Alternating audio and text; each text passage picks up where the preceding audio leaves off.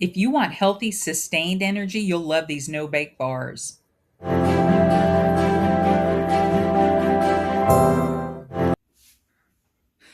We're going to add 1 1/4 cup of oat flour to a large bowl. And to that, we're going to add 1/2 cup of almond flour. I forgot to record that, so just know there's a 1/4 cup of almond flour in here as well.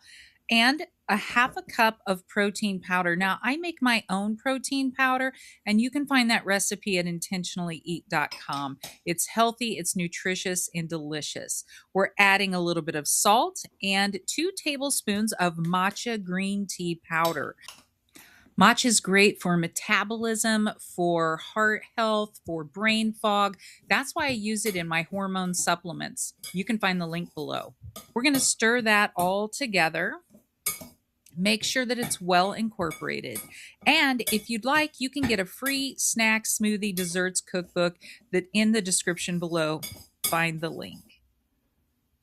We're going to add our wet ingredients, 1/2 cup of peanut butter, almond butter, or seed butter, whatever you prefer. Now, the almond butter is going to be a little bit sweeter for these bars. So if you want a little bit of sweetness, I would go for the almond butter.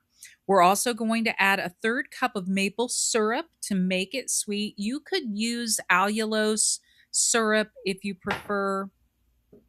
That way it's lower in sugar. And we're going to add a 1/4 cup of soy milk or your favorite plant-based milk, 2 teaspoons of vanilla extract. We're going to mix all of that together. Now, when you finish mixing it, you want to be able to make it into a bit of a ball. So you want it to be a little moist, not overly moist. It's going to take a little bit of stirring, and I suggest that you get your clean hands working that dough just to make sure that it's all really well incorporated. Now you can see that mine wasn't, so I'm adding just a little bit more soy milk to mine. It's going to really be dependent upon whichever protein powder you use.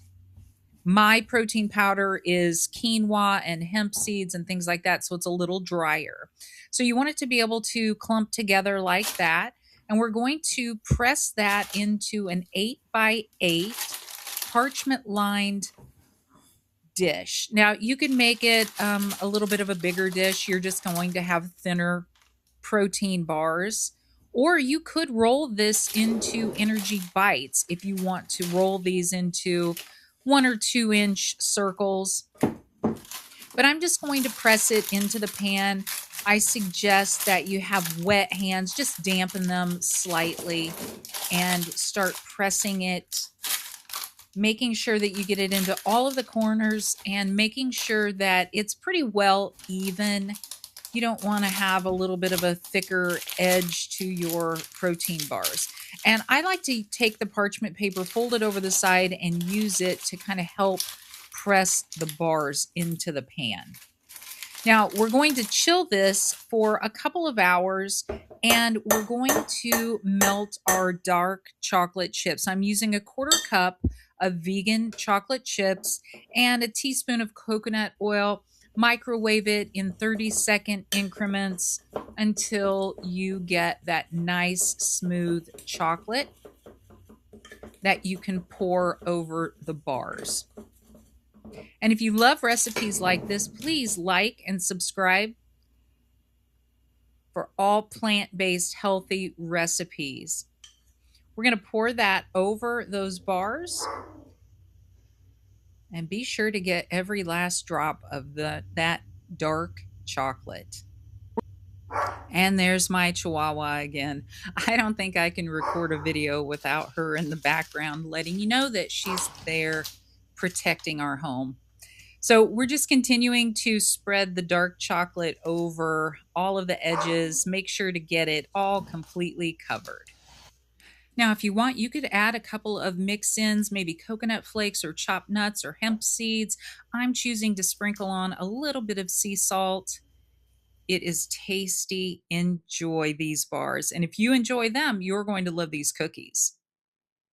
And remember, get your free cookbook in the description below.